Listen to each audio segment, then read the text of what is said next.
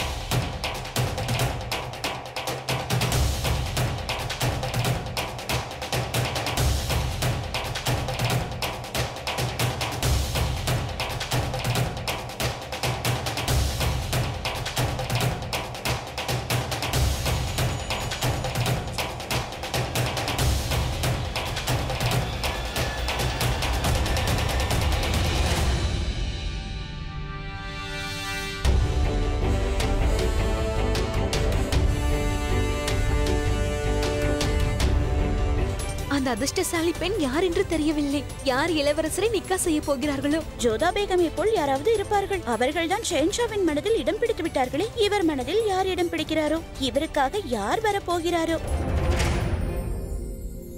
உன் அவசரத்தினால் இளவரசர் சலீமை பார்க்க முடியாமலேயே போய்விட்டது.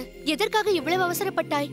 இளவரசர் சலீமை பார்க்க வேண்டும் என்ற ஆசை கனவாகவே போய்விட்டது. அவனது பெயரை கூறாதே.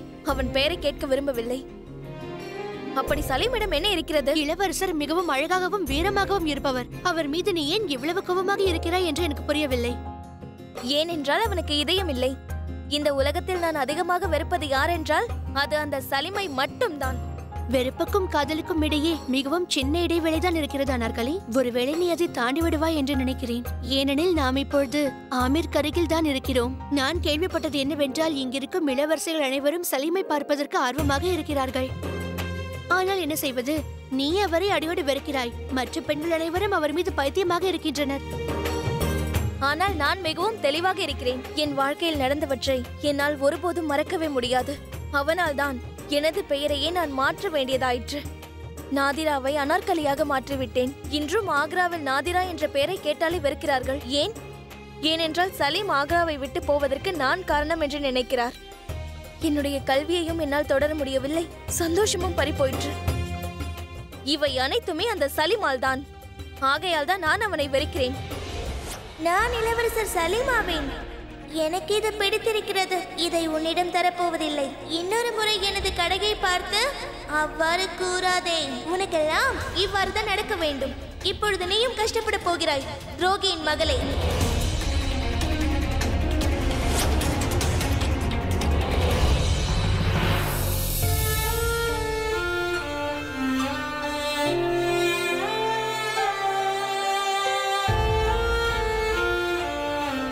எத்தனை ராஜகுமாரிகள் அவரை சொந்தமாக்கிக் கொள்ள தயாராக இருந்தாலும் சரி, நான் ஒன்றை நன்றாக அறிவேன். அவனை யார் திருமணம் செய்கிறார்களோ அவள்தான் இந்த உலகிலேயே துரதிருஷ்டசாலி ஆவாள். அவளுக்கு அனைத்தும் கிடைக்கும், ஆனால் காதலும் நிம்மதியும் கிடைக்காது. ஏனென்றால் இளவரசர் சலீமிற்கு ஒரு பெண்ணின் மனதும் புரியாது, காதலை பற்றியும் தெரியாது. அவன் ஒரு ஈவரக்கமற்ற ஷெஹன்ஷாவாகத்தான் நிச்சயமாக போகிறான்.